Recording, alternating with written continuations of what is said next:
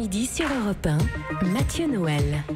Vous écoutez toujours Europe 1, il est midi 23, rien ne s'oppose à midi, continue et baroque, Ève Roger, Diane Chenouda est celui que la concurrence nous envie chaque jour un peu plus. Sa culture est si vaste, sa connaissance de l'actu si aiguë qu'il peut aborder avec pertinence et humour tous les sujets. À la base, ce matin, vu les événements en Catalogne, je lui avais proposé de faire l'Espagne, mais quand il m'a dit... Les Espagnols ont tué les Incas, ils ont trucidé les Indiens. Je lui ai dit, pars plutôt sur la pub Terre de Fenêtre, tu maîtrises mieux. Guy Carlier, rebonjour. Et ce midi, point d'air de Carmen revisité, c'est avec une autre chanson que vous vous êtes réveillé ce matin, Guy. Oui, c'est étrange, on se lève souvent le matin avec une chanson qui tourne dans nos têtes, on ne sait pas trop pourquoi. Peut-être illustrait-elle un rêve qu'on a déjà oublié. En tout cas, c'est pas forcément une mélodie qu'on aime. La preuve, c'est qu'aujourd'hui, je me suis réveillé avec une chanson de Michel Sardou et plus précisément ce passage. Votre question était: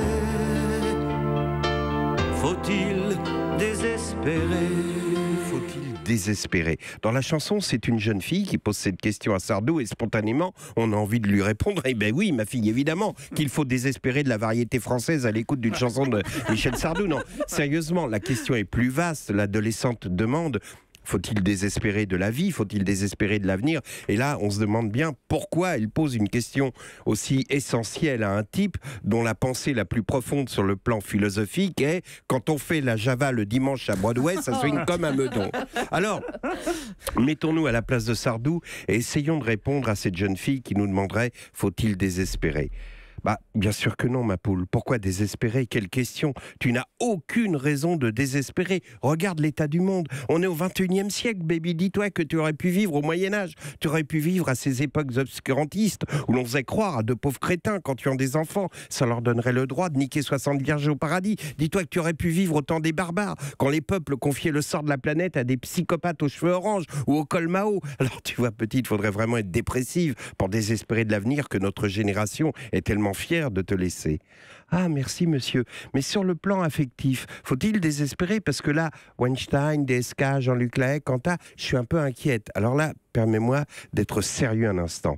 Les hommes, comme tous les animaux mâles, sont programmés pour se reproduire, donc pour s'accoupler. La survie même de l'espèce en dépend. C'est une nécessité vitale, animale. Tu vois, par exemple, le cerf brame pour montrer qu'il est le plus fort, le plus puissant. Tout le monde a peur, s'écrase, du coup il baisse toutes les biches pour perpétrer l'espèce. L'homme, lui, possède un outil qui lui permet de contrôler cette pulsion naturelle qui s'appelle l'intelligence. Le problème, c'est qu'il y a des hommes dont les pulsions sont plus fortes que l'intelligence et qui se conduisent comme des cerfs.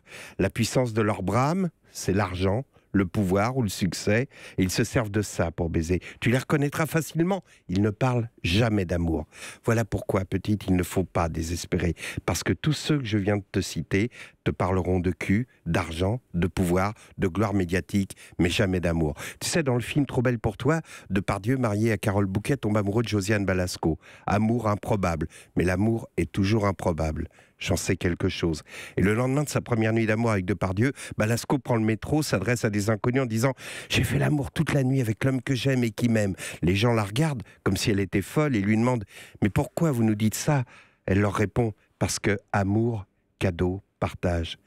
Alors petite, pour répondre à ta question, ne désespère jamais tant que les hommes te parleront d'amour, de cadeaux et de partage. Très beau Guy, très belle chronique. Merci beaucoup Guy Carlier, cette chronique tout en émotion. Je rappelle qu'on retrouve toute votre prose en podcast sur l'excellent site europe1.fr, si tant est qu'on puisse retrouver de la prose en podcast. Enfin bon bref.